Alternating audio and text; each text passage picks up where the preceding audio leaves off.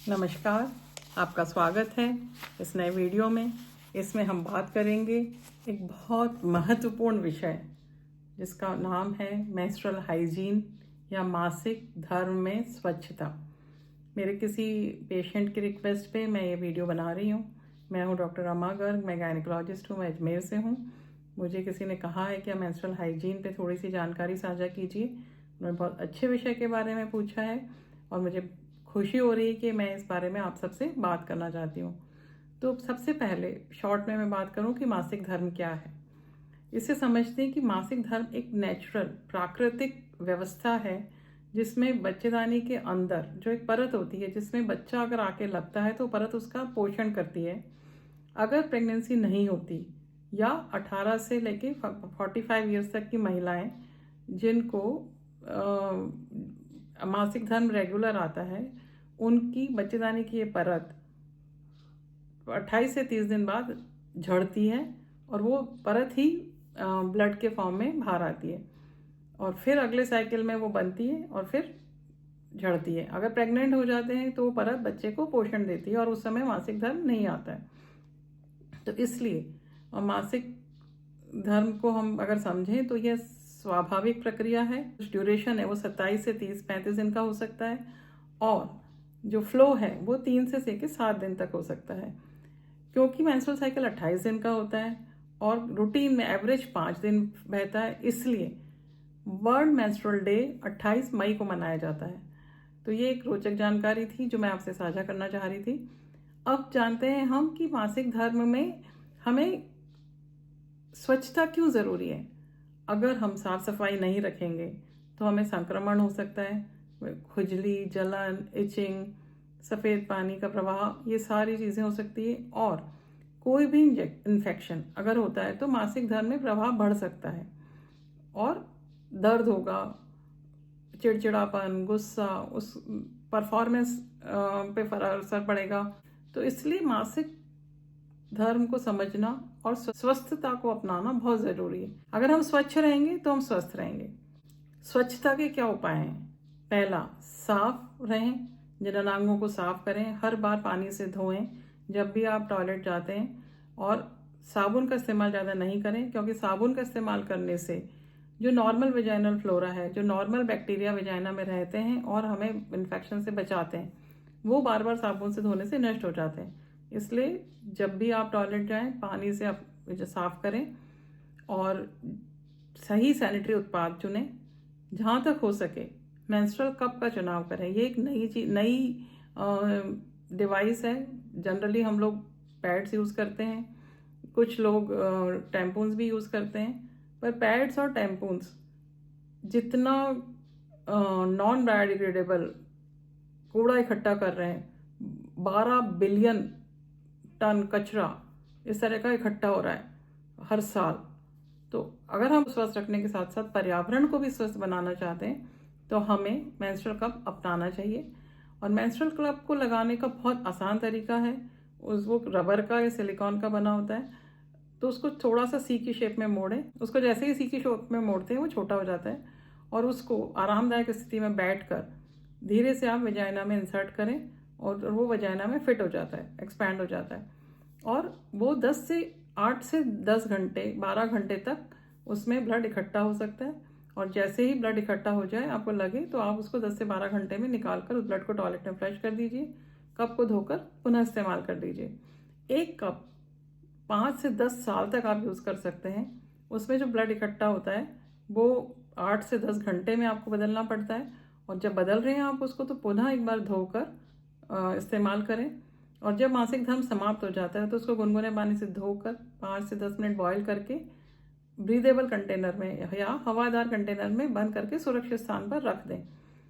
तो ये कितना आसान और रीयूजेबल डिवाइस है जो कि सब लोग यूज़ कर सकते हैं।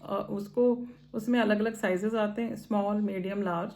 तो जिनको फ्लो कम है वो स्मॉल साइज़ यूज़ कर सकते हैं, थोड़ा अधिक फ्लो होने वाले मीडियम साइज़ यूज़ करते हैं। प्रसव के बाद, डिलीवरी के बाद महिलाएं लार्ज साइज़ यूज़ कर सकती हैं। तो तीनों तरीके के साइज़ अवेलेबल हैं और अलग अलग तरीके के मटेरियल अवेलेबल हैं। जो आपको सुविधाजनक लगे वो आप काम में ले सकते हैं और लंबे समय तक आप काम में ले सकते हैं। तो सैनिटरी नैपकिन्स और टैम्पून्स भी आपको कैरी नहीं करने पड़ेंगे। बहुत छोटा सा कप है, आप उसको जब भी कहीं ट्रैवल में ले आते हैं तो आपको उसको ले जाना भी आसान है और वो आरामदायक भी है। मेंस्ट्रुअल कप कौन इस्तेमाल कर सकता है? मेंस्ट्रुअल कप हर वो लड़की जिससे पीरियड आ रहा है वो इस्तेमाल कर सकती है, चाहे वो शादीशुदा है चाहे नहीं है। इससे कोई वर्जिनिटी लॉस नहीं होता। जिसको पीरियड हल्का, मध्यम या ज़्यादा आता है वो भी इस्तेमाल कर सकती है। जिसका वज़न कम ज़्यादा है वो भी इस्तेमाल कर सकती है। स्कूल और कॉलेज जाने वाली लड़कियां भी इस्तेमाल कर सकती हैं, और जो योग कर रही हैं, स्विमिंग कर रही हैं, एक्सरसाइज कर रही हैं, वो भी इस्तेमाल कर सकती हैं। तो इतने सारे लोग इसको खुल के इस्तेमाल कर सकते हैं। मेंस्ट्रुअल कप के बारे में और जानकारी चाहते हैं तो आप एकत्रित कीजिए और इसको यूज़ करके देखिए। ये एक बहुत बेहतर विकल्प है जो आरामदायी, किफ़ायती और पर्यावरण के अनुकूल है। आपने स्वच्छता का ध्यान रखा, सैनिटरी उत्पाद का चयन आपने प्रॉपर रखा, पर अगर आपने पैड्स में इस्तेमाल किए हैं तो कोशिश करें कि आप बायोडिग्रेडेबल पैड्स इस्तेमाल करें। अगर वो भी नहीं अवेलेबल है और आप सैनिटरी नैपकिन्स रूटीन वाले यूज़ कर रहे हैं तो उसको प्रॉपर ऐसी जगह डिस्पोज करें जहाँ से वो कचरा इंसिनरेटर में जाता हो। आजकल कई स्कूलों में, कई इंस्टीट्यूशंस ने शहरों में इंसिनरेटर की व्यवस्था की है ताकि इस यूज्ड पैड का प्रॉपर इंसिनरेशन किया जा सके। फिर चौथा ध्यान आपको रखना है अपने खान पान का। आप अच्छे से ऊर्जापूर्ण खाना खाएं, प्रोटीन डाइट लें, आयरन लें, जो कि आपका जो ब्लड लॉस हुआ है वो आपको रिप्लेनिश हो सके। तो आयरन रिच डाइट खाएं, प्रोटीन रिच डाइट लें, विटामिन सी प्रचुरता में लें, कैल्शियम लें। तो इस सब चीज़ों का ध्यान रखेंगे तो आपका मेंस्ट्रुअल साइकिल अच्छा रहेगा और आप ऊर्जा से भरपूर रहेंगे। फिर मानसिक और सामाजिक स्वच्छता अपनाएं। इसका क्या मतलब है कि पीरियड्स को लेके शर्म महसूस करने की ज़रूरत नहीं। यह एक सामान्य प्रक्रिया है।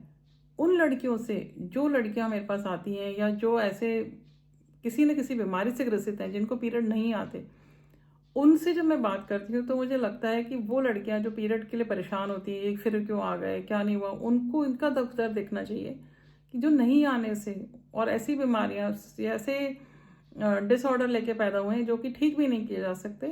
तो आप इस बारे में शर्म महसूस करना बंद करें, सामाजिक तौर पे इससे खुल के बात करें, अपने सहपाठियों से, कलीग से, सबसे इसके बारे में खुल के जानकारी साझा करें।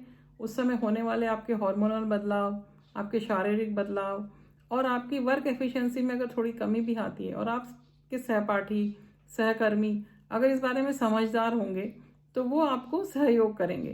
तो इसमें आपको शर्माने की ज़रूरत नहीं। इसी तरह मानसिक धर्म से एक और मिथक है जो बहुत जुड़ा हुआ है, वो है कि इस समय स्त्री अपवित्र होती है, उसे छूना नहीं चाहिए, उसको रसोई में नहीं जाने देना चाहिए, उसको आराम कराने देना चाहिए। तो हाँ, मैं इस बारे में सहमत हूँ कि उसे आराम करने का ज़्यादा समय मिलना चाहिए। वो इसलिए क्योंकि इस समय वो थकान ज़्यादा महसूस करती है, लो इन एनर्जी महसूस करती है। पर इसका ये मतलब नहीं है कि वो अपवित्र है, इसलिए वो किचन में ना जाए। वो कभी भी अपवित्र नहीं होती, ये एक नॉर्मल फिनोमिना है। एक मैंने बहुत अच्छी घटना पढ़ी कि एक बार एक पुजारी ने मंदिर में औरतों से कहा कि देवी माँ के मंदिर में जो भी लेडीज़ आई हैं, अगर किसी को मासिक धर्म आ रहा है तो वो मंदिर से बाहर चली जाए। तो हुआ क्या, आप जानते हैं, जानना चाहेंगे? देवी माँ मंदिर से बाहर चली गई। इसका मतलब जो भी देवी है वो कभी नहीं चाहती कि हम मासिक धर्म के समय मंदिर में ना जाएं। मासिक धर्म के समय भी हम सामान्य तौर पे मंदिर में जा सकते हैं। हो सकता है मेरी ये बात कुछ लोगों को पसंद ना आए, पर क्योंकि एक शरीर की स्वाभाविक प्रक्रिया है पचेदानी की परत का बनना और उसे बाहर निकलना, तो इसका अपवित्रता से कोई भी लेना देना नहीं, जिसकी वजह से वह माँ बन सकती है और एक माँ ही देवी हो सकती है।